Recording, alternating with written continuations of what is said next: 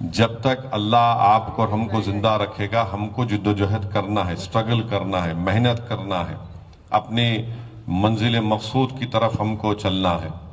اور آپ نے دیکھا کہ مہاراشٹرا میں بھی مجلس کے ایم ایل اے ہیں، امتیاز جلیل ایم پی ہیں، بہار کا ذکر بھی جعفر حسین میرات صاحب نے کیا ہے، مگر ہم بہار کو بھی نہیں چھوڑے ہیں، نہ ہم اتر پردیش میں ہم کو کامیابی نہیں ملی، نہ ہم اتر پردیش کی زمین کو چھوڑے ہیں، نہ چھوڑیں گے۔ ہم کو جھارکھنڈ میں کامیابی نہیں ملی، مگر ہم آج بھی جھارکھنڈ میں اب ایک بائی الیکشن ہونے جا رہا، ہم الیکشن لڑیں گے۔ ویسے ہی گجرات میں ہم آئے ہیں، آپ اس جماعت کو کامیاب کروائے ہیں تو ہم اس زمین کو نہیں چھوڑیں گے۔ اور جو لوگ یہ سمجھ رہے ہیں کہ ایک الیکشن کے نتیجے کی وجہ سے مجلس اتحاد المسلمین گجرات کی سرزمین کو چھوڑ کر جائے گی، میں ان لوگوں کو بھی پیغام دینا چاہ رہا ہوں بڑی ذمہ داری کے ساتھ کہ آپ اس طرح کی خام خیالی کو چھوڑیے۔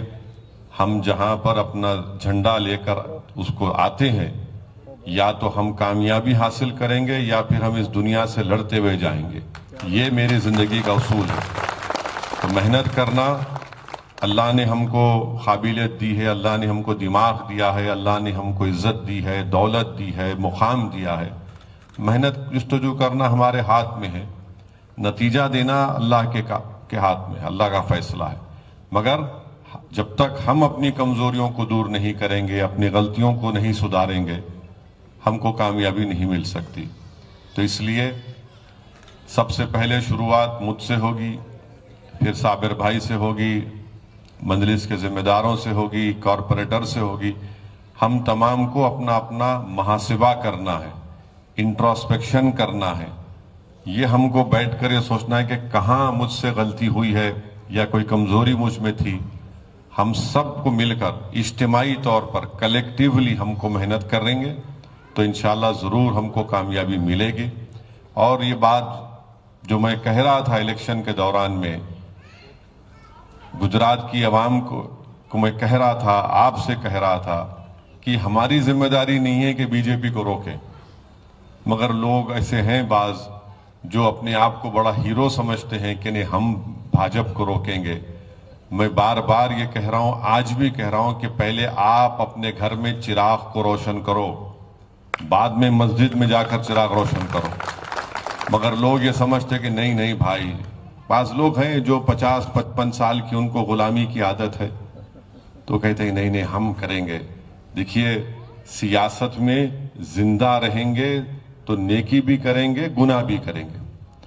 اب جب سیاست میں اگر آپ آئے ہیں اور آپ بولیں گے نہیں میں مر جاؤں گا دوسرے کو زندہ رکھوں گا، تو بھائی صاحب یہ زندہ رہنے کی لڑائی ہے، اور ہم زندہ رہیں گے، زندہ ہیں، ہم زندہ رہیں گے انشاءاللہ تعالی۔ مگر وہ لوگ آج جو اسمبلی کے گجرات کے اسمبلی کے الیکشن میں جو بڑے بڑے فیصلے لیے گئے تھے، جو بڑے بڑے اعلانات کیے تھے، ہم کو بھی گالی دیے، بہت اچھا ہے، مبارک ہو۔ میں تو کہتا ہوں کہ اور مجھے گالی دو، مجھے فرق نہیں پڑتا، مگر آج ان کو یہ بتانا پڑے گا گجرات کی عوام کو، خاص طور سے مسلمانوں کو، دلتوں کو، کہ بی جے پی کیوں جیت گئی۔ ہم تو 13 سیٹ لڑے تھے، اب ان کو بتانا پڑے گا جو مسجد کے ممبر رسول پر بیٹھ کر، جو خانخواہوں میں بیٹھ کر، جو اپنے چاہنے والوں کے درمیان میں بیٹھ کر بڑے بڑے اعلان کیے تھے، آپ کیسے ناکام ثابت ہوئے۔ یہی فیصلے ان کے بی جے پی کو فائدہ پہنچاتے ہیں۔ یہ بات ان لوگوں کو بھی میں بڑی ذمہ داری سے عرض کر رہا ہوں کہ آپ سوچو آپ لوگ کیا کر رہے ہیں۔ یہ آپ جو بڑے بڑی باتیں کرتے ہیں، جیسا 5 سال الیکشن آتا ہے یہ سب لوگ کھڑے ہو جاتے ہیں کہ نہیں ایسا ہو، کیا ہوا بتائیے، یہ کیسے ہوا؟ بھئی 22 سال کافی نہیں تھے، آپ نے اور 5 سال اضافہ کر دیا اس میں۔ کم سے کم آپ ہماری آواز کو تو بھجاتے تھے گجرات کے اسمبلی میں۔